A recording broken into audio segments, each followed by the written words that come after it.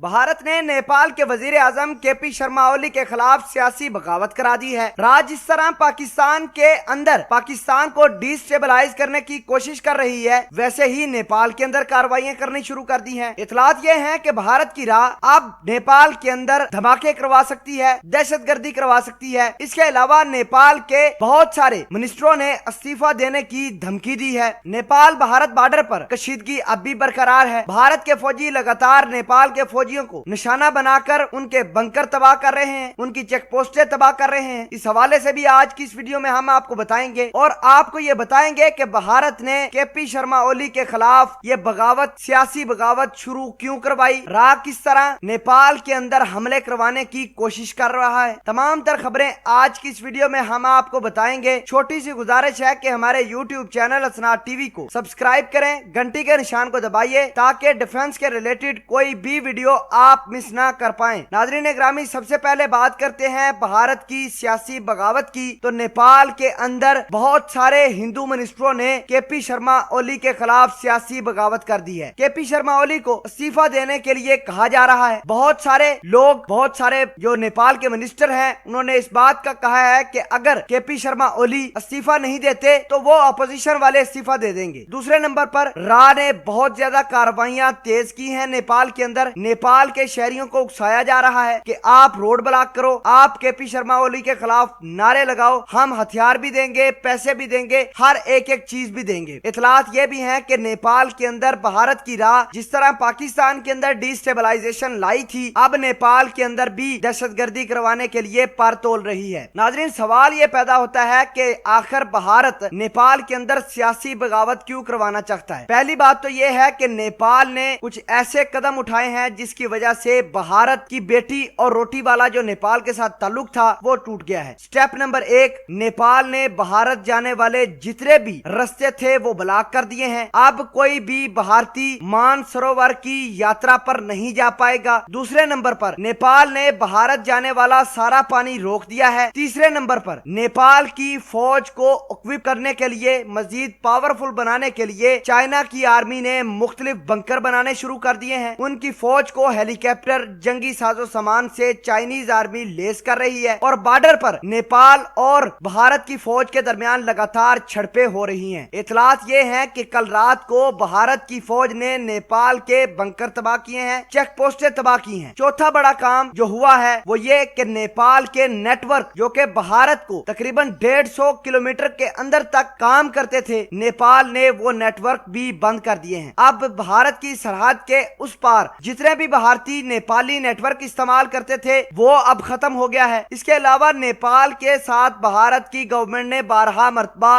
राब्ता करने की कोशिश की है। नेपाल जाकर खुद आए हैं लेकिन उन्होंने किसी किस्म की कोई बात नहीं सुनी। तो भारत का इतना तो जरूर बनता है कि जिस कदर मार नेपाल जैसे छोटे मुल्क ने भारत को मारी है, अब भारत कुछ भी नेपाल के खिलाफ कर सकता है। बहरहाल चाइना की गवर्नमेंट ने बिल्कुल केपी शर्मा ओली की कुर्सी बचाने के लिए काम करना शुरू कर दिया है। जितने भी आजकल एहतजाज हो रहे हैं, चाइना की आर्मी उनको ट्रैक आउट कर रही है। भारत की राह ने जितने भी मंसूबे बनाए हैं नेपाल को डिस्टेबलाइज करने के लिए, चाइना की फौज ने उसको भी ट्रैक आउट किया है। अब देखना है कि नेपाल की फौज बॉर्डर पर किस तरह भारतीय फौज को मार मारती है। क्या नेपाल के वजीर आजम केपी शर्मा ओली भारत की सियासी बगावत से परेशान होकर इस्तीफा देंगे या नहीं, आने वाले वक्त में सब कुछ क्लियर हो जाएगा।